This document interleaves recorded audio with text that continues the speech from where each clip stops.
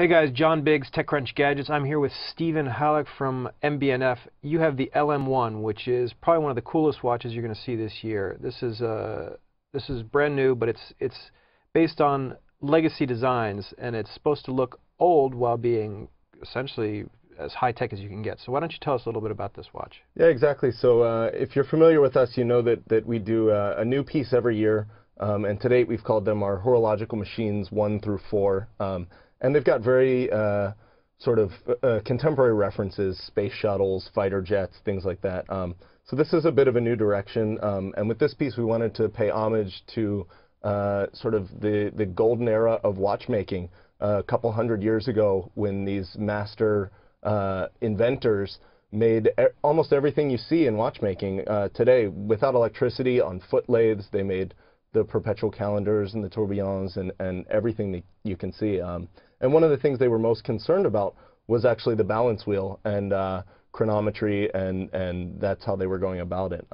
So we wanted to sort of take what would have happened if MB&F existed 100 or 150 years ago. We still wanted to make three-dimensional machines, but we don't have the references of space shuttles and fighter jets and stuff like that. So you're looking at a dual face, so you basically have 2 time zones. You can also set it as a timer.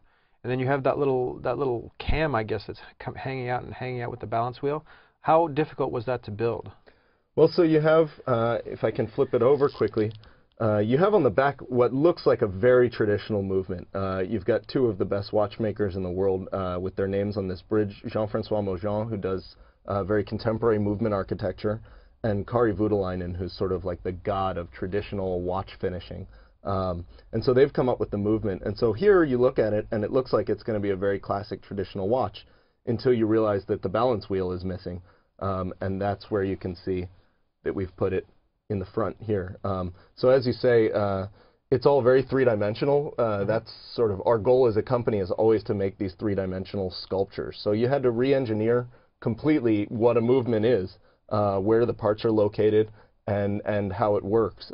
So here you see, hopefully you can see a side view at some point, but the balance is really suspended pretty high under this sapphire dome.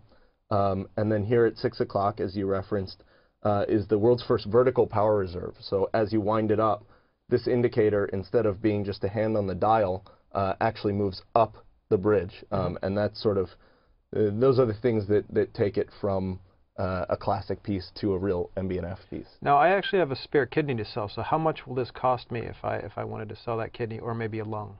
It's $92,000. All right. So I could feasibly sell both lungs, and then I could pull this off. I think your kidney would get it done. Yeah? All right. Perfect. Well, thanks a lot, Stephen. I really appreciate you coming out with this thing. This is probably the first time it's been in America, right? It is. All right. Excellent. Thanks for watching. I'm John Biggs with TechCrunch Gadgets, and this has been the LM1.